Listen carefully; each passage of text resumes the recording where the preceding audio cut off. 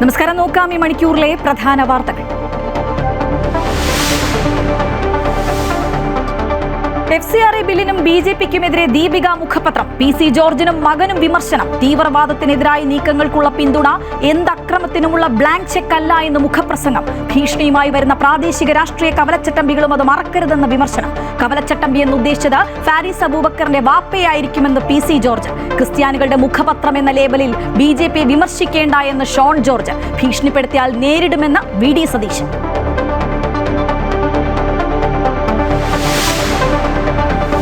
ഭൂരിപക്ഷം കുറഞ്ഞാലും ഭരണ തുടർച്ച ഉറപ്പിച്ചിടതു മുന്നണി. കൊടുവള്ളി, വടകര, നാദാപുരം, കോഴിക്കോട് സൗത്ത് എന്നീ മണ്ഡലങ്ങൾ നഷ്ടമാകുമെന്ന് CPM ജില്ലാ സെക്രട്ടേറിയറ്റ്. കണ്ണൂരിൽ 2 സീറ്റ് നഷ്ടപ്പെടുമെന്ന് വിലയിരുത്തൽ. ആത്മവിശ്വാസത്തിൽ UDF. കോൺഗ്രസിൽ മുഖ്യമന്ത്രി സ്ഥാനത്തെ ചൊല്ലിയുള്ള പ്രസ്താവനകൾ ഒഴിവാക്കണമെന്ന് നേതാക്കൾ. ജനങ്ങളെ കൊണ്ട് പറയിപ്പിക്കരുതെന്ന് K മുരളീധരൻ.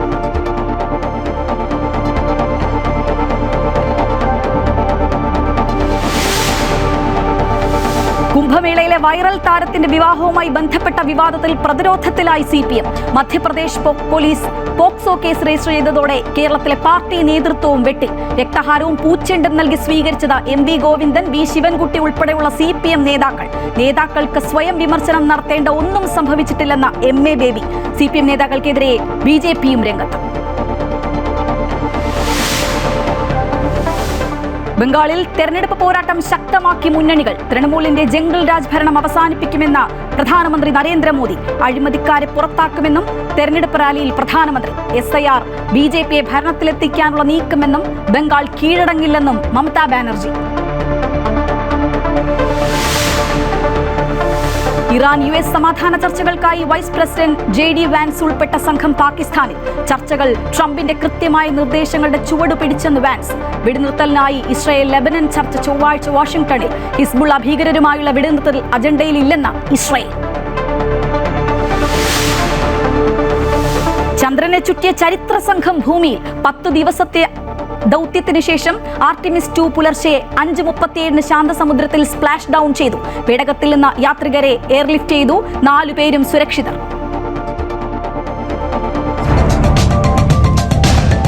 FCRA ഭേദഗതിക്കും BJPക്കുമെതിരെ ദീപിക ദിനപത്രത്തിന്റെ എഡിറ്റോറിയലിൽ വീണ്ടും വിമർശനം. ഭീഷണിയുടെ സ്വരത്തെ ഭയക്കുന്നതല്ല കത്തോലിക്ക സഭയുടെ പാരമ്പര്യം എന്നാണ് എഡിറ്റോറിയൽ സൂചിപ്പിക്കുന്നത്. തീവ്രവാദത്തിനെതിരായ നീക്കങ്ങൾക്ക് നൽകുന്ന പിന്തുണ എന്ത് അക്രമത്തിനുമുള്ള ബ്ലാങ്ക് ചെക്ക് അല്ല.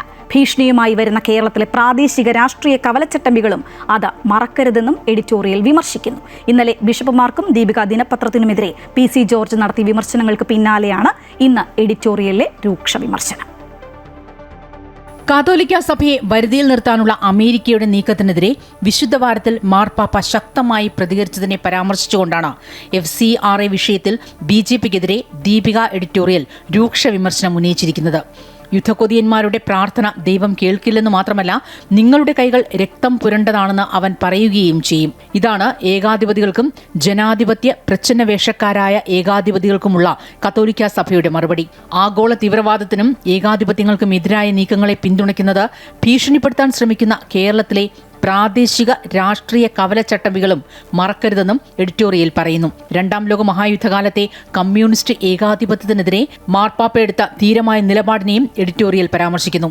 ഭീഷണികളുടെയും ഏകാധിപത്യങ്ങളുടെയും സ്വരങ്ങൾക്ക് കത്തോലിക്ക സഭ വഴങ്ങില്ലെന്ന നിലപാട് തന്നെയാണ് ദീപിക ചൂണ്ടിക്കാട്ടുന്നത്. അനീതിക്കെതിരെ ശബ്ദിക്കരുത് എന്നാണ് കേരളത്തിലെ രാഷ്ട്രീയ ഭിക്ഷാംദേഹികളും പറയുന്നത്. എല്ലാവർക്കും വേണ്ടിയാണെന്ന് പറഞ്ഞു പാസാക്കുന്ന നിയമങ്ങൾ ന്യൂനപക്ഷങ്ങളെ മാത്രം വേട്ടയാടിയ ഉദാഹരണങ്ങൾ നിരവധിയുണ്ട്. FCRAയെക്കുറിച്ച് മിണ്ടിപ്പോകരുതെന്ന ഭീഷണിയുമായി ഏത് രാഷ്ട്രീയ അവസരവാദി മുണ്ടുമടക്കി കുത്തി വന്നാലും നിലപാടിന് മാറ്റമില്ല. നിയമ ഭേദഗതികൾ പാർലമെന്റിൽ പോലും ചർച്ച ചെയ്യില്ല.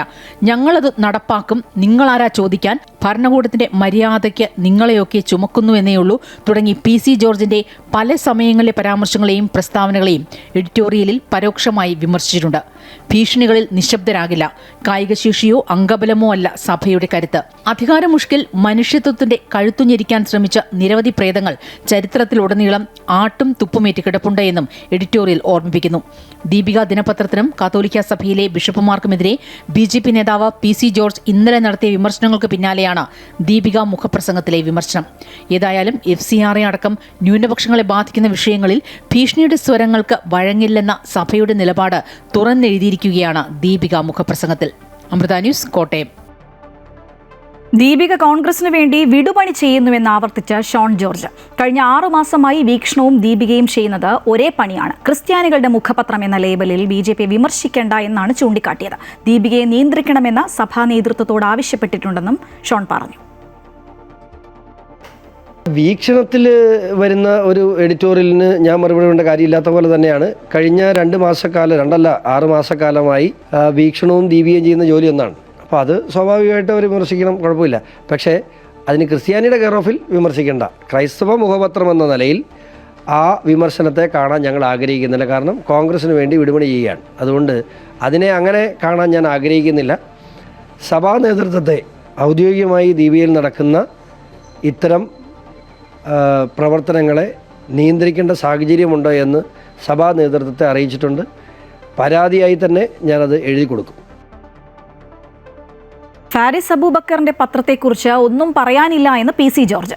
കവലച്ചട്ടമ്പി എന്ന് ഉദ്ദേശിച്ചത് ഫാരിസ് അബൂബക്കറിന്റെ വാപ്പയെ ആയിരിക്കും. പാലായിലെ ബിഷപ്പുമാരുമായി വലിയ ആത്മബന്ധമാണുള്ളത്.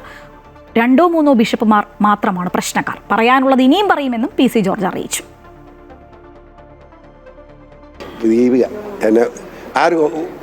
ഫാരിസ് അബൂബക്കറിന്റെ പത്രം അതിന്റെ കാര്യം എന്നോട് ചോദിക്കല്ലോ കേട്ടോ. സംശയമുണ്ടോ? അത് അങ്ങനെ 2-3 ഉള്ളതീ. ഞാൻ ഇന്നലെ പറഞ്ഞ കൂട്ടു 2-3 ഉള്ളൂ. അത് അവരുടെ വാപ്പായെ പറ്റി എഴുതിയിരിക്കുന്നത്. അത് ഫാരിസ് അബൂബക്കറാണല്ലോ. ഫാരിസ് അബൂബക്കറിന്റെ പത്രമല്ലേ, അവന്റെ വാപ്പായെ പറ്റി അവൻ എഴുതുന്നതാണ്. BJPക്കെതിരെ രൂക്ഷ വിമർശനവുമായി VD സതീശൻ. കത്തോലിക്ക സഭയ്ക്കും ദീപിക ദിനപത്രത്തിനുമെതിരെ PC ജോർജും ഷോൺ ജോർജും നടത്തുന്ന അധിക്ഷേപം BJPയുടെ അറിവോടെയാണ്. തെരഞ്ഞെടുപ്പിൽ പ്രതീക്ഷിച്ചത്ര വോട്ട് കിട്ടില്ലെന്ന് ബോധ്യമായപ്പോൾ ഭീഷണിയുടെ സ്വരവുമായി BJP നേതൃത്വം ഇറങ്ങിയിരിക്കുകയാണ്. സഭയ്ക്കും ദീപിക പത്രത്തിനുമെതിരെയുള്ള നീക്കങ്ങളെ ചെറുക്കാൻ UDF മുന്നിലുണ്ടാകുമെന്നും അദ്ദേഹം പ്രസ്താവനയിൽ അറിയിച്ചു. സഭാ നേതൃത്വത്തെ ഭീഷണിപ്പെടുത്തി വരുതിയിലാക്കാമെന്ന് ആരും കരുതേണ്ട എന്ന് PC ജോർജിന് മറുപടിയുമായി രമേശ് ചെന്നിത്തല. വടക്കേ ഇന്ത്യയിൽ ക്രിസ്മസിന് കേക്ക് കൊണ്ടുപോവുകയും പിന്നീട് പള്ളികൾക്ക് നേരെ ആക്രമണം നടത്തുകയും ചെയ്യുന്ന രീതി കേരളത്തിൽ നടത്താമെന്ന് ആരും കരുതേണ്ട എന്നും രമേശ് ചെന്നിത്തല പറഞ്ഞു. ഇത് കേരളത്തിലെ ജനങ്ങൾ അംഗീകരിച്ചു കൊടുക്കുന്ന ഒന്നല്ല. കേരളത്തിലെ മതേതര വിശ്വാസികൾ ഒറ്റക്കെട്ടായി നിന്നുകൊണ്ട് ഇത്തരം ഭീഷണികളെ ചെറുക്കും എന്ന കാര്യത്തിൽ സംശയം വേണ്ട. കാഞ്ഞിരപ്പള്ളി രൂപതയും പാലാ രൂപതയും ഒന്നും ആകാശത്തു നിന്ന് പൊട്ടി വീണതല്ല. അവർക്കൊക്കെ അവരുടെ അഭിപ്രായങ്ങൾ പറയാനും അവരുടെ വിശ്വാസികളെ നേർവഴിക്ക് നയിക്കാനും ഉള്ള ഉത്തരവാദിത്വമുള്ളവർ തന്നെയാണ്. അത് BJP ഭീഷണി കൊണ്ട് അവരെ വരുതിക്ക് നിർത്തിക്കളയാമെന്നുള്ള തെറ്റിദ്ധാരണ വേണ്ട എന്നാണ് എനിക്ക് പറയാനുള്ളത്. ജനാധിപത്യത്തിൽ എല്ലാവർക്കും അവരുടെ അഭിപ്രായങ്ങൾ പറയാനുള്ള സ്വാതന്ത്ര്യമുണ്ട്. എല്ലാവർക്കും അവരുടെ ഇഷ്ടപ്രകാരം വോട്ട് ചെയ്യാനുള്ള അധികാരവുമുണ്ട്. അഭിപ്രായങ്ങൾ പറയുകയും വോട്ട് ചെയ്യുകയും ചെയ്യുമ്പോൾ അത് തങ്ങൾക്കെതിരാകുന്നു എന്ന് കണ്ടുകൊണ്ട് അവരെ നിലയ്ക്ക് നിർത്താനുള്ള നീക്കം ഉപേക്ഷിക്കുകയാണ് അവർക്ക് നല്ലത്. ജനാധിപത്യത്തിൽ അതായിരിക്കും ഗുണകരമായിട്ടുള്ളത് എന്നാണ് എനിക്ക് BJPയെ ഓർമ്മിപ്പിക്കാനായിട്ടുള്ളത്. പരാജയഭീതിയിൽ വിറളി പൂണ്ടാണ് PC ജോർജും ഷോൺ ജോർജും സഭാ നേതൃത്വത്തെ അധിക്ഷേപിക്കുന്നത് എന്ന ഹൈബിയുടെ. അച്ഛനും മകനും ചേർന്ന് ഒരു വിഭാഗത്തെ ആക്രമിക്കുന്നുവെന്നും കേരളത്തിലെ പൊതുസമൂഹം ഇത് അനുവദിക്കില്ലെന്നും അദ്ദേഹം പറഞ്ഞു. BJP എന്ന് പറയുന്നത് കേരളത്തിൽ അവരുടെ അജണ്ട എന്ന് പറയുന്നത് മുസ്ലിങ്ങളെയും ക്രൈസ്തവരെയും തമ്മിൽ തല്ലിപ്പിക്കുക എന്നുള്ളതാണ്. അവര് ഒരു നിയമം കൊണ്ടുവന്നിട്ട് ഇവരെ വരുതിക്ക് വരുത്തി FCRA കിട്ടുന്ന മുഴുവൻ ആൾക്കാരെ ഡൽഹിയിൽ അമിത്ഷായുടെ ഓഫീസിൽ വിളിച്ചു വരുത്തി അവരെ ഭീഷണിപ്പെടുത്തിയിട്ട് ഞങ്ങളുടെ കരുണയിലാണ് ഇത് തരുന്നത്. ഇത്രയും നാള് കോൺഗ്രസും UPയും ഭരിച്ചപ്പോൾ ഇങ്ങനെ ഒന്നും ഉണ്ടായിരുന്നില്ലല്ലോ. It was their constitutional right. It is their constitutional right.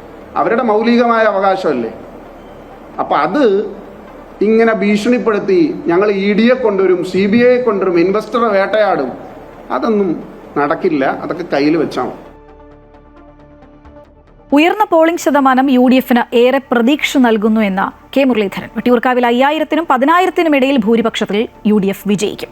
LDFും UDFും തമ്മിലായിരുന്നു മത്സരം. അവസാന ലാപ്പിൽ BJP ഏറെ പിറകോട്ട് പോയെന്നും അദ്ദേഹം പറഞ്ഞു. 5000-നും 10,000-നും മധ്യ വോട്ടിന് UDF ഉറപ്പായി വട്ടിയൂർക്കാവിൽ വിജയിക്കും. തെരഞ്ഞെടുപ്പിൻ്റെ അവസാന ലാപ്പ് വന്നപ്പോൾ UDF LDF മത്സരമായിട്ട് മാറിയിട്ടുണ്ട്. അതിൽ UDF നല്ല ഭൂരിപക്ഷത്തോടെ വിജയിക്കും. കൊടപ്പനക്കുന്ന് ഗവൺമെൻറ് UP സ്കൂളിൽ നിൽക്കുമ്പോഴാണ് പെട്ടെന്ന് അവിടെ കറണ്ട് പോയി. 15 മിനിറ്റോളം വോട്ടെടുപ്പ് ഏതാണ്ട് തടസ്സപ്പെട്ടു. ചിലർ മൊബൈൽ ഉപയോഗിക്കാൻ പാടില്ല എന്നാണ് നിയമമെങ്കിലും പ്രായം ചെയ്യുന്നവർക്ക് അവരോടൊപ്പം വന്നവർ മൊബൈൽ ലൈറ്റ് അടിച്ചു കൊടുക്കേണ്ടി വന്നു. ഇതൊക്കെ തെരഞ്ഞെടുപ്പ് കമ്മീഷന്റെ ഭാഗത്തുണ്ടായിട്ടുള്ള നെഗ്ലിജൻസാണ്. കണ്ണൂരിൽ LDFന്റെ ആദ്യഘട്ട കണക്കെടുപ്പ് പൂർത്തിയായപ്പോൾ ഇത്തവണ കോട്ടം എന്ന വിവരം. കണ്ണൂരിലെ സിറ്റിംഗ് സീറ്റുകളിൽ 2 എണ്ണം നഷ്ടമായേക്കും എന്നാണ് വിലയിരുത്തൽ. ഭൂരിപക്ഷം കുറയുമെന്നും കണക്കുകൂട്ടലുണ്ട്. 11 സീറ്റിൽ 9 നേടിയാണ് 2021 കണ്ണൂരിലെ ഇടതു തേരോട്ടം.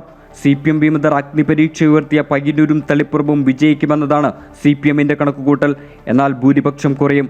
കല്യാശ്ശേരിയും ധർമ്മടവും തലശ്ശേരിയും കൂത്തുപറമ്പും നിലനിർത്തുമെന്നും വിലയിരുത്തലുണ്ട്. പേരാവൂരിൽ പ്രവചനാതീതമാണ് മത്സരം. നേരിയ ഭൂരിപക്ഷത്തിലെങ്കിലും KK ശൈലജ വിജയിക്കുമെന്ന പ്രതീക്ഷയാണ് നേതൃത്വത്തിന്. കഴിഞ്ഞ 2 തവണ വിജയക്കൊടി പാറിച്ച കണ്ണൂർ മണ്ഡലം കൈവിടുമോ എന്ന കടുത്ത ആശങ്കയും LDFനുണ്ട്. കോൺഗ്രസ് എസിന് നൽകിയ സീറ്റിൽ മന്ത്രി രാമചന്ദ്രൻ കടന്നപ്പള്ളിയാണ് മത്സരിച്ചത്. സുധാകര പക്ഷത്തിന്റെ വോട്ടുറപ്പിക്കാനായാൽ UDF സ്ഥാനാർത്ഥിക്ക് സുനിശ്ചിത വിജയമെന്നതാണ് കോൺഗ്രസിന്റെ കണക്കുകൂട്ടൽ. മുസ്ലിം ലീഗിൽ നിന്ന് പിടിച്ചെടുത്ത അഴീക്കോട് മണ്ഡലം KV സുമേഷിലൂടെ നിലനിർത്തുക അത്ര എളുപ്പമല്ലെന്നാണ് LDF വിലയിരുത്തൽ. KM ഷാജി മത്സരിച്ച മണ്ഡലത്തിൽ മുസ്ലിം ലീഗ് ജില്ലാ പ്രസിഡന്റ് കരീം ചേലേരിയാണ് ഇത്തവണ UDF സ്ഥാനാർത്ഥി.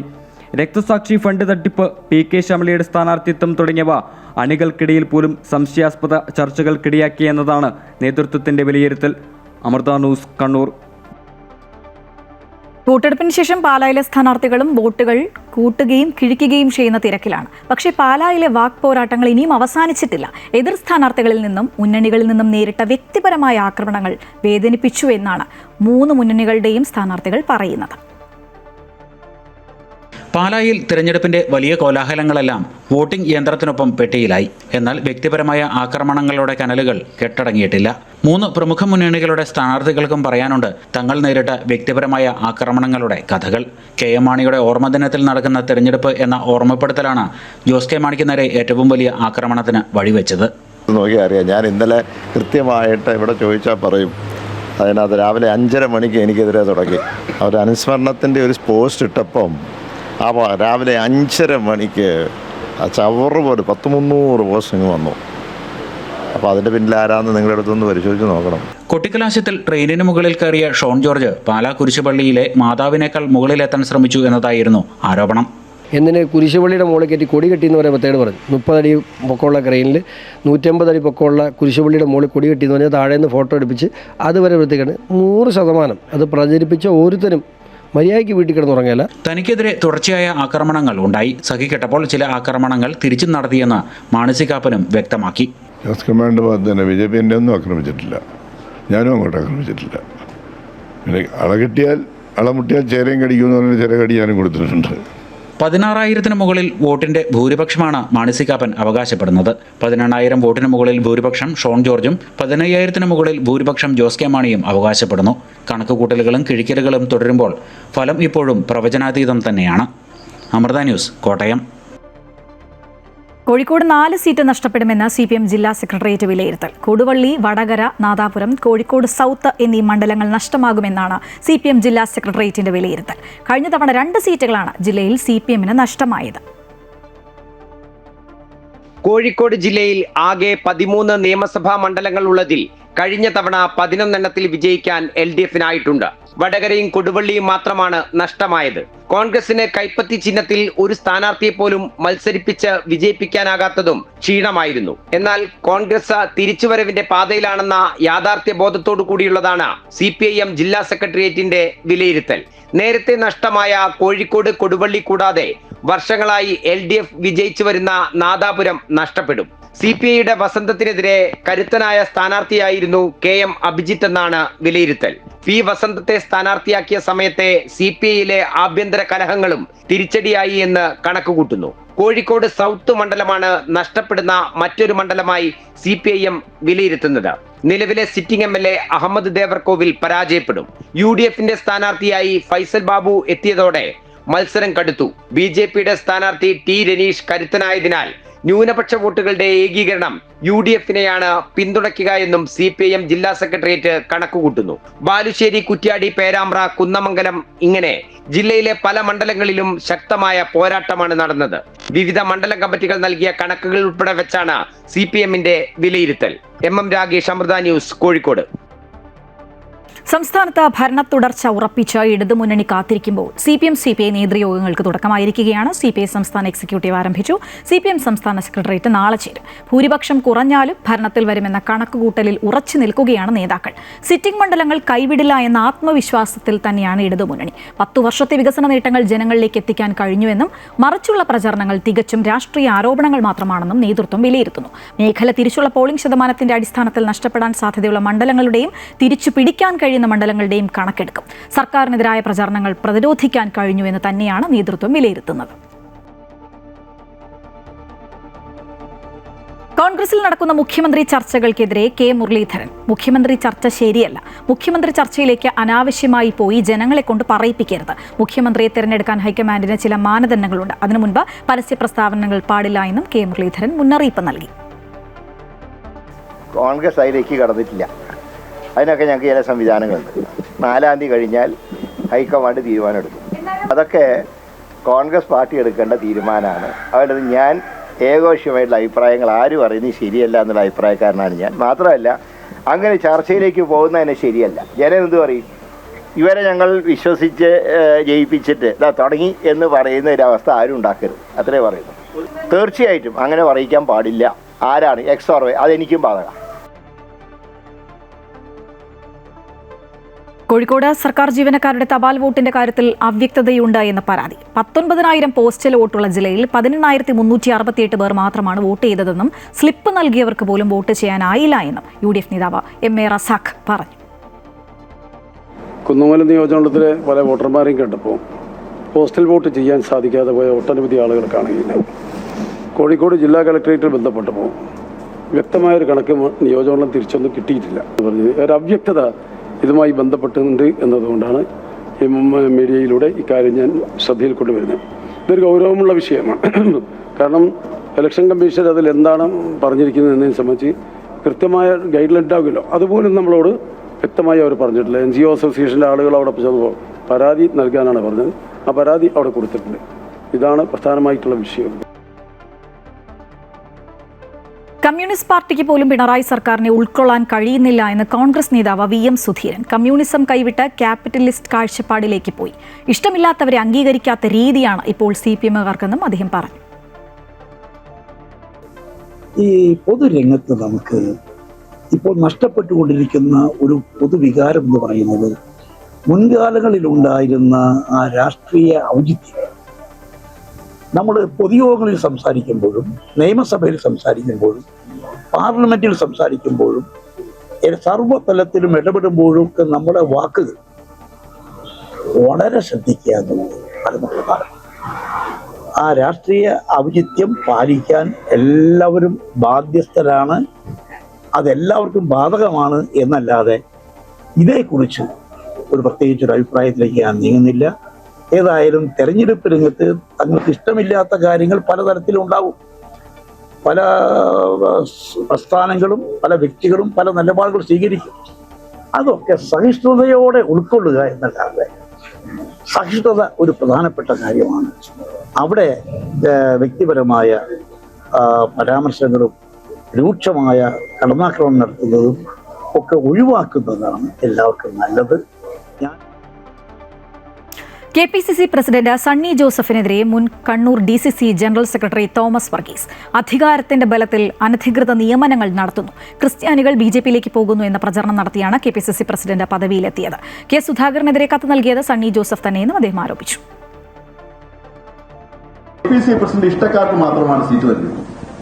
ഇവിടെ ജയിച്ചു വന്നു കഴിഞ്ഞപ്പോൾ അവിടെ ജയിച്ചു വന്ന പഞ്ചായത്തുകളിൽ പ്രസിഡന്റുമാരെയും വൈസ് പ്രസിഡന്റുമാരെയും സ്റ്റാൻഡിംഗ് കമ്മിറ്റിയും തീരുമാനിച്ചത് ഇദ്ദേഹത്തിന്റെ തന്നിഷ്ടപ്രകാരവും ഇദ്ദേഹത്തിന്റെ താല്പര്യമുള്ള ആളുകളെയും മാത്രമാണ്. ഇദ്ദേഹം KPCC പ്രസിഡന്റ് ആയത് കേരളത്തിലെ ക്രിസ്ത്യാനികൾ BJP-യിലേക്ക് പോകുന്നു എന്നുള്ള ഒരു വലിയ പ്രചണ്ഡമായ പ്രചരണം ഉണ്ടാക്കി. അതുകൊണ്ട് റോമൻ കത്തോലിക്കനായ ഒരാൾ KPCC പ്രസിഡന്റ് ആകണമെന്നും എന്ന് പറഞ്ഞ് കേരളത്തിലെ കത്തോലിക്ക ബിഷപ്പുമാരെ ഉൾപ്പെടെ കണ്ടിട്ടാണ് ഇദ്ദേഹം KPC പ്രസിഡന്റായതെന്ന് പറഞ്ഞു കേൾക്കുന്നു. അതിന് ചില ബിഷപ്പുമാർ കത്ത് കൊടുത്തതായിട്ടൊക്കെ മാധ്യമങ്ങളിൽ നിന്നും മറ്റു വാർത്തകളിൽ നിന്നെല്ലാം അറിയുന്നു. ചിക്കമംഗലൂരിൽ വിനോദയാത്രയ്ക്കിടെ മരണപ്പെട്ട പാലക്കാട് സ്വദേശിനി ശ്രീനന്ദയ്ക്ക് കണ്ണീരോടെ വിട നൽകി നാട്. ഐവർമഠം ശ്മശാനത്തിൽ സംസ്കാര ചടങ്ങുകൾ നടന്നു. ശ്രീനന്ദയ്ക്ക് അന്തിമോപചാരം അർപ്പിക്കാൻ നിരവധി പേരാണ് ഒഴുകിയെത്തിയത്. കളിച്ചിരികളോടെ ശ്രീനന്ദ ഉണ്ടായിരുന്ന വീട്ടുമുറ്റത്ത് ഇന്നെത്തിയത് ചേതനയേറ്റ ശരീരമായിരുന്നു. കണ്ണീർ തളം കെട്ടിക്കിടക്കുന്ന മുറ്റത്ത് ശ്രീനന്ദയെ അവസാനമായി ഒരു നോക്ക് കാണാൻ കൂട്ടുകാരും അധ്യാപകരും നാട്ടുകാരും ഉൾപ്പെടെ നിരവധി പേരാണ് എത്തിയത്.